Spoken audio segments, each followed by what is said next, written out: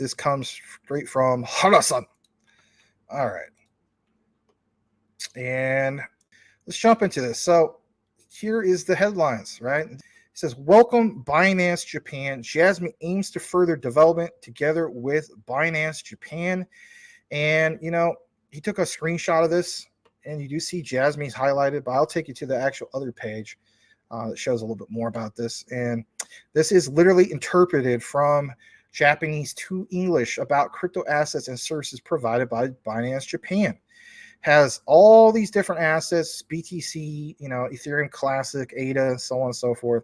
But you do see right next to Doge and Chainlink, Jasmy right here, boom, listed. Also SHIB and so on. And that's very, very cool, right? Like it says, deposits and withdrawals of legal currency, Japanese yen, deposit withdrawals of crypto assets, spot trading, all this stuff that they're going to have on Binance Japan. So very, very bullish in itself to see this, right? Now, tomorrow is August 1st, and we will get word about, for instance, a trading, a spot market, all that stuff, trading mechanism and so on. Should we see price action then? I'm just going to call it. I think we might. But we got to keep in mind, just because this is on Binance Japan doesn't necessarily mean it'll be enough to thread that needle where prices just go crazy. How so? Well, I'll show you how so. For one, here's a perfect example. We're on CMC. We do see that, for instance, Jasmy, based off of the recent news, is only up about 1.27%. That's not enough to necessarily, like I said, thread the needle. All right. Bottom line is this. Bottom line is, when you look at the whole, grander picture of things, and we'll show you this on CMC, the overall crypto market, even during the time of doing the show, has had a pullback. We lost support of 29K BTC literally during the time of the show.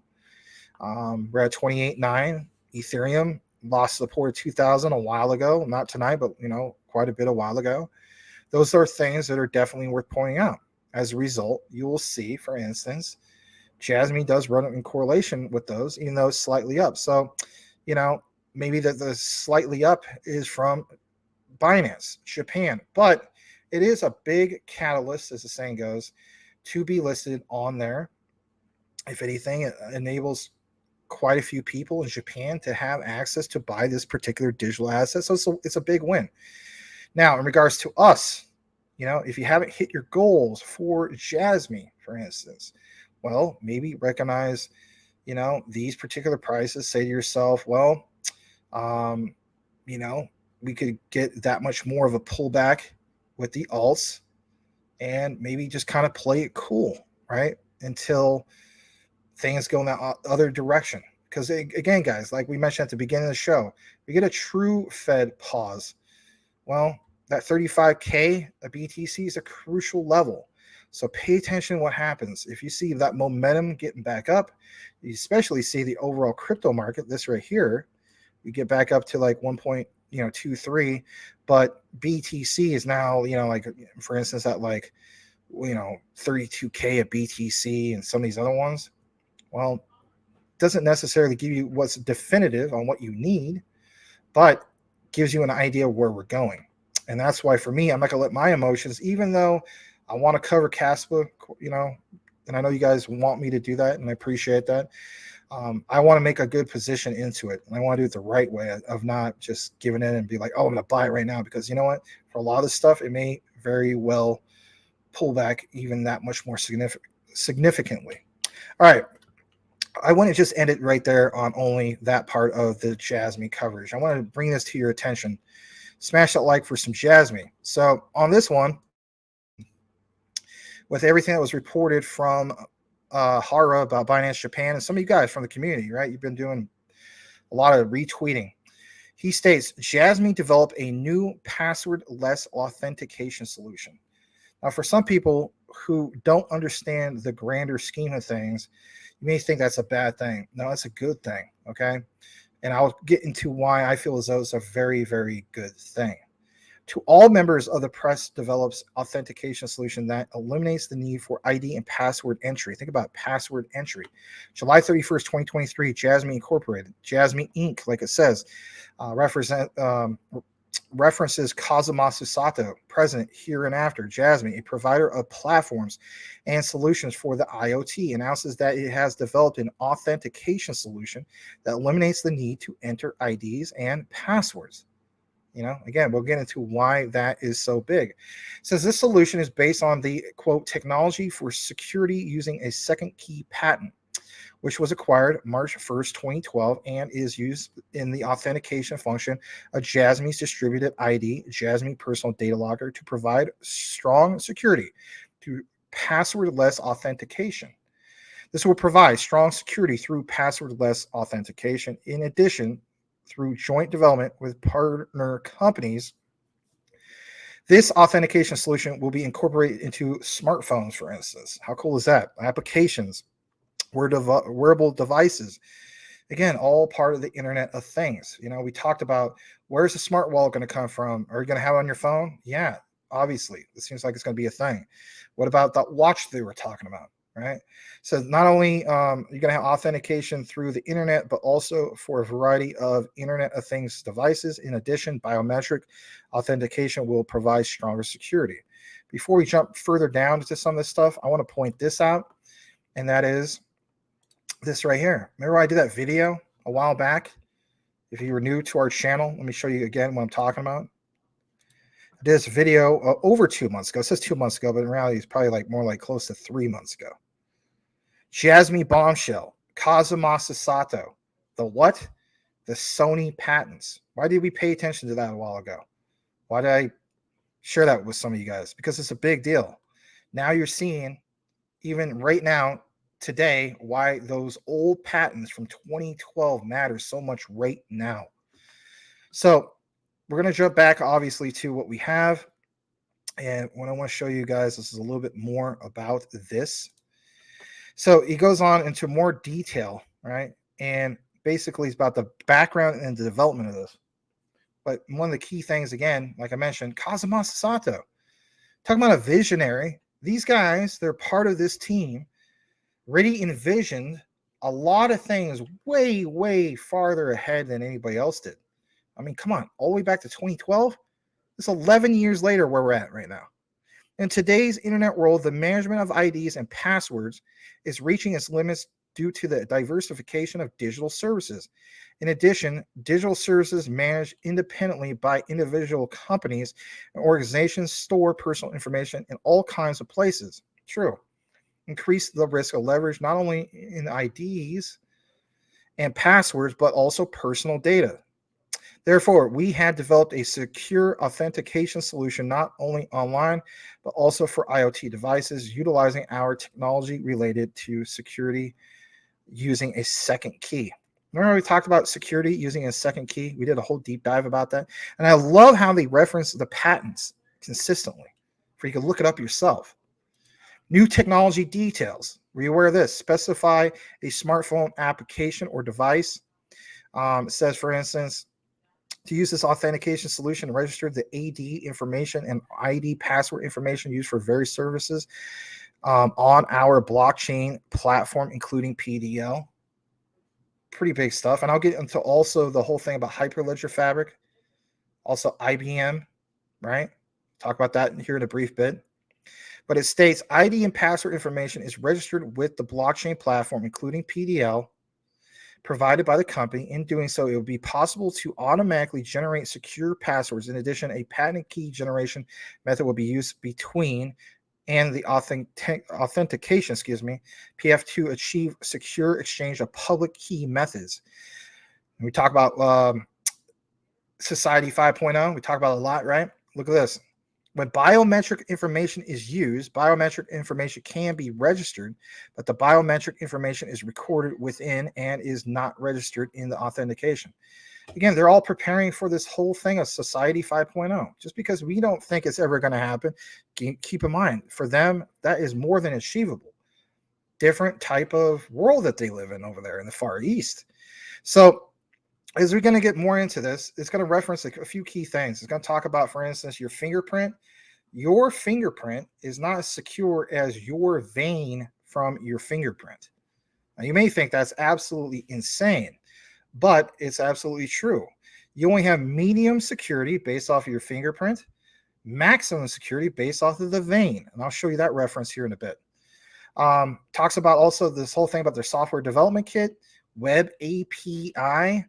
It goes on and on about this. Now, before we jump more into some of this stuff and a new key partner that you're not aware of, which is basically Mofiria, I want to talk about this whole concept real quick about what Jasmy has, for instance,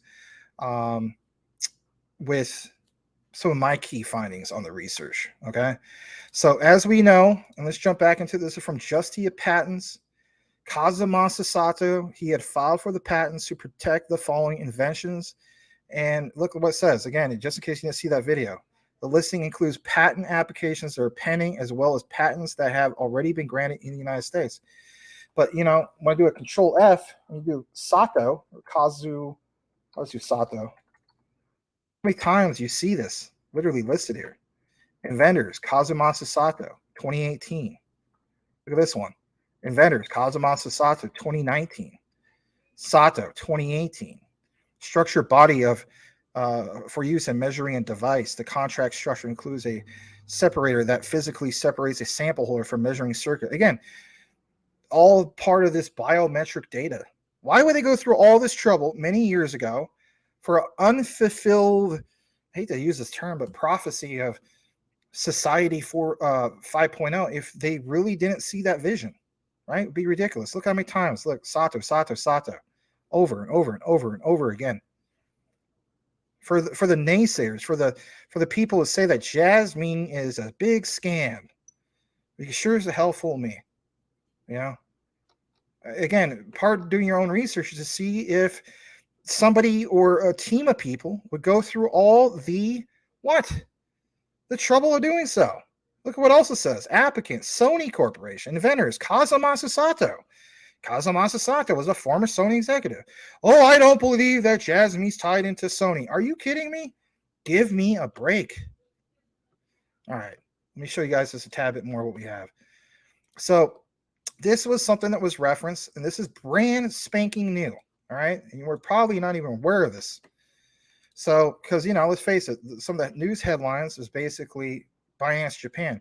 Jasmy develops an authentication solution that eliminates the need to enter IDs and passwords. Now, this is the educational side I want to get into, why we should pay attention to this. And if you're been waiting for this news for a while, or you just want to get on the chopped up later, that's fine too. But I want to state this. Think about it, guys. Is it that really hard to think about? If we're all about society 5.0 over in Japan and other areas of the world where this is going to make sense with smart cities, well, if Ripple's XRP is all about providing that on-demand liquidity and having fast payment solutions and that time is money, well, you got to keep in mind that with this new society, it's more than just time is money. You got to make sure that society is able to flow perfectly well. Right? So you can't have a perfect situation where, and let's face it, we get this here at our ballparks, you know, going to a baseball game, right? And rightfully so, right? Like we don't want, you got to check people for security and so on, but getting onto like a bullet train or just a regular bus or a subway or you name it, right? Can you imagine every single time waiting in line, right? To pay for some of these things? If we're trying to get away from the concept of paying with cash and getting a physical receipt or paying with a regular debit card and things like that, right? Because it just takes a little bit too long. You can't have a breakdown. We talk about breakdowns in supply chains, right? You can't have a breakdown even when it comes to public transportation. I need to be able to have my phone, and I need that phone to access my personal data locker instantly, right? So by having Jasmy developing a authentication solution that eliminates the need to enter IDs and passwords, who wants to sit there? All right, let me see here. I forgot my password. All right, Bill Hutchins, or at billhutchins329@gmail.com. Oh, I forgot my password. I'm gonna hit my password right here. All right, wait, and the whole line backs up. Now, of course, this I'm talking about here in the United States. You can imagine Japan? No. It needs to be boom, boom, bang, bang, you know, all done, right? That's why they developed an authentication solution that again, that future vision, right? They're already working on this stuff even years ago with that vision. Check this out. Representative Director Kazuma Sato, hereinafter referred to as Jasmy, which provides platforms and solutions for IoT, is an authentication that does not require the entry of IDs and passwords that rely on personal memories and unique terminals. We are pleased to inform you that we have developed a solution. Really? So Jasmy now has another utility layer as if it didn't have enough. This solution is based on the authentication function of the distributed ID Jasmy Personal Data Locker, hereinafter referred to as the PDL, provided by our company. We will be introducing it to achieve strong security through passwordless authentication. So we obviously have known about the concept of a personal data locker for a while, but what about the concept of being able to not have to put in a password, username or password, right? In addition, by incorporating this authentication solution into a smartphone, applications, wearable devices, right, IoT, through joint development with partner companies, it can be used to not only authenticate on the internet, but also for various IoT, Internet of Things devices. Furthermore, by introducing biometric authentication, we will provide stronger security. Check this out. They got things about the development background, right, and some of the secondary key security technology. Patent to reference that if you choose to do so. New technology details. I'll get down to some of the juicy parts. So look at this. Register the ID and password information to be used for. At the time, it will be possible to automatically generate and secure a password. In addition, between the AD and the authentication PF, a patented key generation method is used to realize secure exchanges of the public key method. When using biometric information can be registered, but the biometric information is recorded and is not registered in the authentication PF. They give you some examples. Of course, it's in Japanese, but it talks about, for instance, what you see on the far right, the actual blockchain shows like an actual key. They talk about the second key. Literally, you see it in the visuals, how it's talked in between with the phone and so on, with your personal data locker and through the phone. That's in your phone, I should say. It has a whole breakdown, a lot of this stuff, right? So I'm not going to get into all this, but how about this for a second? Login and authentication for business terminals and companies. Hence why I mentioned like the public transportation sector. Use as car keys for car sharing and hotel room keys. Yeah, that's another good example. You already see some of that stuff, technically speaking, if you ever stayed at a nice hotel, right? They don't even use like an actual real keys. Just swipe that little card, beep, go in, right? Partner companies. All right, so we will talk about this partner companies, a new partner company. It's called Mofiria. They are a leading company in vein authentication. Vein, not fingerprint, vein. Now that sounds crazy. They announced a film-type vein authentication module. In the future, we aim to personalize vein authentication for smartphones, smartwatches, and wearable devices. Now, you may be thinking, I don't even see how that's so, but we're going to jump into that. And if anything, check this out.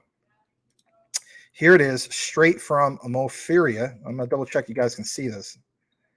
So on here, it says, what is vein authentication? This is good stuff. Finger vein authentication is a type of biometric authentication, and it is a technology that verifies the identity by reading the veins of a finger. Mofiria provides authentication devices and software development kits that combine accuracy, speed, efficiency, and compactness and lightness at a high level to provide vein authentication. Solutions that pursue convenience for both end users and development partners. All right. So what I want to show you guys that's actually right here is why, to a sense, why this makes such a big difference for Jasmy. And I'm going to blow this up a little bit more if you can see it. So I'm going to share this tab instead. And check this out. This is some of the, some of the bigger stuff that you might not even been aware of. So as we get into this one, check this out. Biometric authentication states basically that, it refers to the identification of humans by their physical traits. Fingerprint authentication and face recognition are commonly used. I mean, think about it. You know, some people see this happening in China. Sorry about the background noise. You know, for instance, you know, scans your face. You know, people talk about this concept of the 15-minute cities. I'm not for 15-minute cities, but understanding that these are some of the things that are going to be incorporated into Society 5.0, even in Japan. The finger vein authentication technology has received much attention as a new method for biometric authentication because the authentication accuracy is extremely high. Let's jump into why it's high. Here's this chart. Look at the biometrics on this. Finger vein, right? We always talk about fingerprints. What about finger vein? Well, look at the accuracy on it. High accuracy, data size is medium. The only bad part about this is the cost is high. Okay. Maybe later on I'll do a proper deep dive, find out exactly how high that is. Security level is high. Long-term stability is high. So you totally see that this is going to be probably the way they're going to go with everything in regards to Society 5.0. And we might even see some of this here in the United States at some point with other types of things. I'm not saying for smart cities, but you may see that because you definitely have seen fingerprints, right? And some people were like, big fan. I'm not a big fan of the fingerprint thing. You know, it's a lot of times like I tried it in the past and used it, and like I had to keep hitting my thumb on it over and over again. And it's just not the way to go.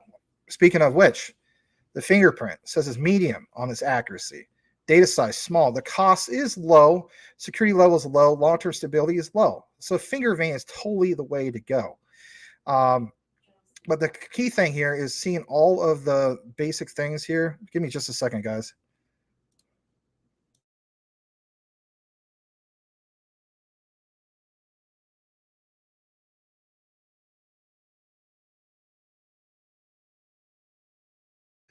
All right, I'm back with you guys. Sorry about that. Some of the other things you see here, for instance, you know, this is all contributing to Society 5.0, right? The voice, the hand geometry, all this stuff, scanning the iris, right? It's all going to contribute to this. So this is obviously a big new partner. I'm going to take you to this next part real quick about their tech, especially since this is a, you know, it got posted today. I mean, come on. Talks about this compact and light. Mofiria adopts a unique reflective dispersion method. Near infrared lights emitted from LED is reflected inside the finger, and the vein pattern image is captured by a CMOS sensor. Their device can also be designed for plane arrangement that enables smaller size and flexibility in design implementation when embedded to other devices. But check this out. All right, they even give you like a little illustration of what they're planning to do. You know, I don't know if the details is basically that they see your veins and, you know, maybe kind of like a fingerprint. We all have our unique fingerprint, right?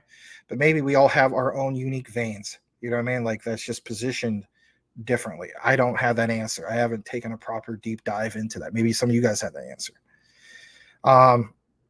But it goes into some of these other details of what is big. I just think, I don't know. It seems like it's a big deal. It's part of this whole concept of Society 5.0. Yeah, a little bit of what I was talking about, right? So, I mean, you know, again, our fingerprint is unique to us. There's no single person, supposedly. I think this is accurate, right? That doesn't have, you know, nobody has the same fingerprint, but maybe also nobody has the same veins. And I guess that's worth pointing out. How about the usability? And then we'll get into the next part of this. In the authentication process, if the finger is not put into the device the same as during enrollment, the authentication may fail. Mofiria has developed matching algorithms that automatically adjust the finger's position data of matching vein pattern and succeeded in achieving a high level of usability. I don't know. I mean, some of this, it seems like, man, it wouldn't be a lot harder to scan a vein than would it be to scan a fingerprint. I don't know. But, you know, my hope is that they get this technology down long before, obviously, full implementation of Society 5.0. That's one of the key things. All right. Before I kick it into a little bit more of what we have, I want to show you guys some of my key findings in regards to this. Okay. And I want to pull this up. This is straight from IBM. So, you know, remember how Quant, for instance, talks about, you know, it's got to be immutable, You know, how many times have you heard that, right? It says the innate properties of blockchain are hard to emulate by any other type of technology currently out there, which is why it is oftentimes revered as a revolutionary technology. When its properties of decentralization, immutability, transparency, and security are combined, a notion of trustlessness is created. Right. Not having to put a username and password every single time. This is a perfect example. That trust typically is expected of vendors to sell their services is no longer required thanks to blockchain. It says immutability is another important blockchain property. It refers to how data, because we're talking about Jasmy all the time with personal data lockers, it refers to how data remains unchangeable once it's been recorded and processed on the blockchain. So think about this concept of what they're trying to do with Jasmy, with the PDL. You know, you need to have a mechanism in which data, like it says, is unchangeable once it's been recorded. You have a patent from Kazumasa Sato who's going to help get this done. Yeah. What's being referenced here? IBM. Why is Max sharing it? Because, like it shows on this blog, that they have a way in which, basically speaking, you can have your data unchangeable once it's been recorded and processed on the blockchain, meaning it's also protected from any modifications or attacks. That's big. Now it says why? Because the process to alter data on one block will require a lot of computational power. Each block also stores a hash of the preceding block, creating a chain going back all the way to the first block created. Therefore, records are permanent and impossible to modify. That sounds pretty darn cool. Now, why is Max citing IBM? Well, for these reasons. I'm going to pull this up for a second. Basically speaking, it's this right here. Were you aware that, for instance, there's a relation of IBM blockchain and how it shares its platform with Hyperledger Fabric? Oh, I see where Max is going with this. Yeah, I have given examples of this in the past, referencing that, you know, Jasmy uses Hyperledger Fabric, but we had to give you a little bit of a breakdown tonight on how this all is going to work in regards to this new patent that Jasmy, through Kazumasa Sato, has brought to the table. Check this out. Maybe you guys are bored with this. I don't know. Maybe you only care about price action. You don't care about any of this stuff. I don't know. But whatever the case be, I'm sure there's somebody that appreciates this. It says the properties that IBM blockchain platform shares with the Hyperledger Fabric are as follows. And check it out on the illustration. They both share identity management. Jasmy is all about identity management, are they not? Especially when it comes to data, processing power, privacy, personal data lockers. Heck, you can even call them privacy data lockers at this point, right? Chain code functionality, modular design, and Hyperledger Fabric does help bring some of that modular capabilities. Let me show you guys this, because we're always talking about privacy when it comes to Jasmy. IBM blockchain platform is a private blockchain that enables the network nodes that to be verified before being added to the network. However, competitor organizations can still see another company's data with the same blockchain network. To tackle this issue, IBM's blockchain platform uses channels to allow companies to perform transactions with other companies privately within the same blockchain network. So it's not like just freely giving away data, but protecting that privacy and that data. Remember how I just talked about modular design? Talk about this for a second. This property allows the organization to personalize the blockchain network, allows them to choose the components and their strengths. It ranges from choosing the consensus algorithm to giving different levels of access. Different levels of access to the nodes using the certificate authority. I think this is pretty big of a deal because you know what? It gives you an idea that, yeah, just like when we go to like a ball game or a concert, there's different levels of authority that you have to go through. So much red tape. But imagine having something on blockchain that takes that all out of the whole mix, where you don't feel that, but the access, right, the protection of these barriers are there, but you don't feel it yourself as you pass through a bullet train or go to a Seigen Tosu, I don't know, fan event or soccer game or whatever you want to call it, right? So that's cool stuff. Now, what I also want to show you guys before I kick it back to what we have is this last part. And this states right from IBM again. It states cybersecurity sector as a use case. It says a major issue faced by users in the cybersecurity community is their inability to fully know which security vendors they can or cannot trust. Think about this even with Jasmy. You think that they're going to have some kind of thing that, we're going to go through these certain channels or these certain channels, and some channels are not going to be protected? That'd be ridiculous. Security vendors can make all the claims that they want regarding the performance, effectiveness, detection capabilities, and other promises about the security solutions. But at the end of the day, customers simply have to take their word for it. But that's where blockchain can help. And like it mentions, with blockchain tech, customers using cybersecurity services can verify that the web attacks being detected and blocked are in fact legitimate. So I think there's a big reason why you see consistency when it comes to Jasmy, Casper, and some of these other networks and so on using that Hyperledger fabric, right?